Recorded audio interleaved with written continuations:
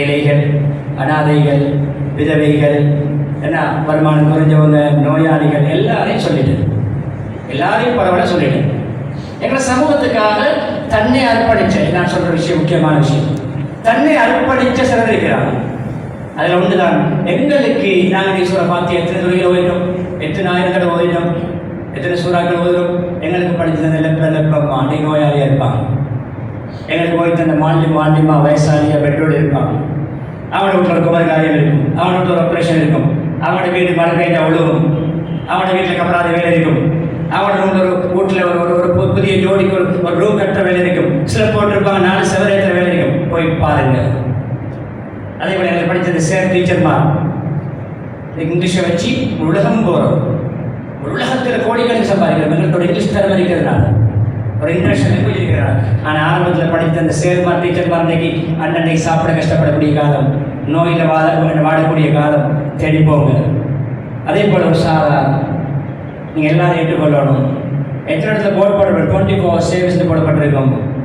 நாங்களே உங்கள் சேவைக்காகத்தான் இருக்கிறோம் என்று போர்டில் இருக்கும். ஆனால் ராவு 10 மணிக்கு போகிறோம், ஆஃப் ஆகிடும், ஃபோனும் ஆஃப் ஆகிடும், டோரும் ஆஃப் ஆகிடும், லக் ஆகிடும்.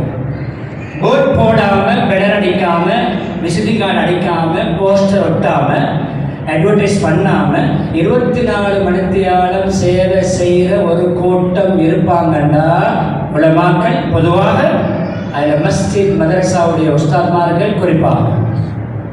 சில டைம் கோல் வரும். நாங்கள் சில சைலண்டில் படுத்து படிக்கிறா ராவு 2:30 மணி அவர் அடிப்பார். சைனாவில் இருந்து அவருக்கு சைனாவில் வேறு டைம். அவருக்கு அங்கே மசாலா பிரச்சனை, அவருக்கு தொழுகை பிரச்சனை, அவருக்கு முகவு பிரச்சனை, அவருக்கு சாப்பாட்டு பிரச்சனை, அவருக்கு இஃப்தார் பிரச்சனை. அதுக்கு நாங்கள் இங்கே 2:30 மணிக்கு அவர்கிட்ட போன ஆன்சர் பண்ணணும். பண்ணுறோம், உலமாக்கள் பண்ணுறோம். உலமாக்கள் நீங்கள் யார் யார் என்னென்னமோ பேசுகிறாங்கன்னு சொல்லி நீங்கள் அந்த லிஸ்ட்டில் அப்படியான வீடியோக்களை பார்க்குறதே பெரிய பாவம். புரியாமல் எங்கள் டைமில் நடுஜாமத்தில் உதாரணமாக பிள்ளைக்கு ஒரு அழுது கொண்டே இருக்குது, மருந்து குடிச்சு தூங்குதில்ல, வந்து நீங்கள் ஹதரத்தில் ரூமை தட்டி பிள்ளைக்கு ஓதி பாருங்கன்னா உடனே தூக்க மஸ்தோட கண்ணு தொடக்க ஓதி பார்ப்பாரு. பாப்பாக்கு சக்கரா கைமா ஞாபகப்படுத்தி ஓடி வாங்கினா ஓடி வருவாரு. பாப்பா குறிப்பாட்ட வருவாரு.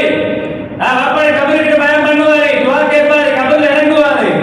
சில பேர் உங்களுக்கு தொழிலுக்கு தெரியாம இருக்கும், அதில் தொழில்பாரு. 24 மணித்தியாளர்களுக்கு அவருடைய சேவை செய்கிறவங்களை நாங்கள் எந்த லெவலில் வச்சிருக்கிறோம்.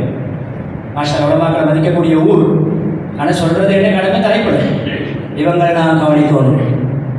சும்மா 100, 200, 500 ஒவ்வொரு நோம்பளையும் தூக்கி கொடுத்துட்டு மாஷா அல்லா அதற்கு செஞ்சோம்ண்டு அவங்க சொல்லி பேசுகிற, நான் எல்லா இடத்துலையும் பேசுகிற விஷயம். நான் மீடியாக்கள்லேயே தெளிவாக பேசிக்கிறத பற்றி உலகத்துக்கும் பேசிக்கிறோம், உலகத்துக்கும் பேசிக்கிறோம்.